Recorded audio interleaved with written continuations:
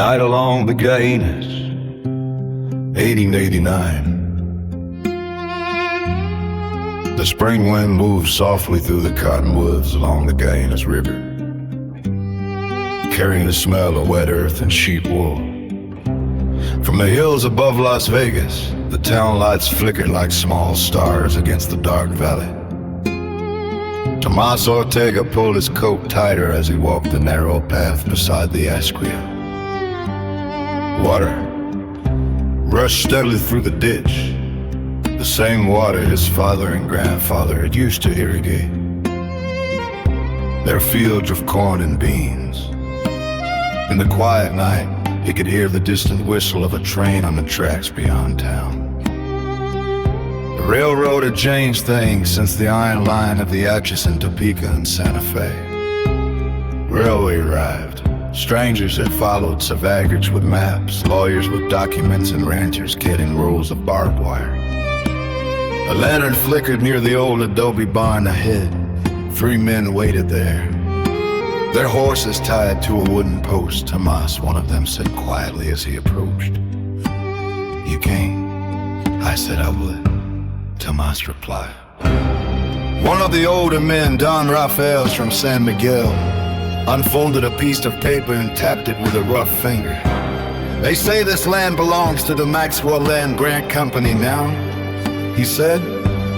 "But our families grazed sheep here long before their courts and lawyers." Another man spat into the dust. "Yesterday they stretched more wire along the ridge above the Vampo Valley. Soon there will be no pasture left." Tomas looked toward the dark hills where the faint shape of new fences cut across the land. "So what do we do?" he asked. The youngest man stepped forward, pulling a pair of wire cutters from a leather pouch. "You remind them," he said quietly. The lantern was blown out and the night grew darker.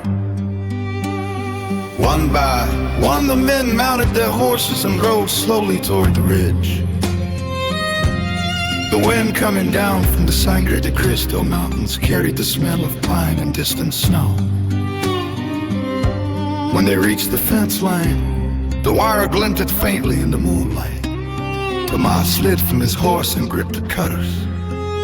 For the land, he murmured, the metal snapped with a sharp sound in the silence. One cut became another, and another. Fence posts creak, he fell into the dust. The long line of wire sagged toward the ground, no longer dividing the open plain. By dawn, the riders were gone. But across the valleys of northern New Mexico, from the fields near Morva to the villages along the Gawina, people would soon whisper the same name for ghosts who had ridden in the night. Las Gorras Blancas.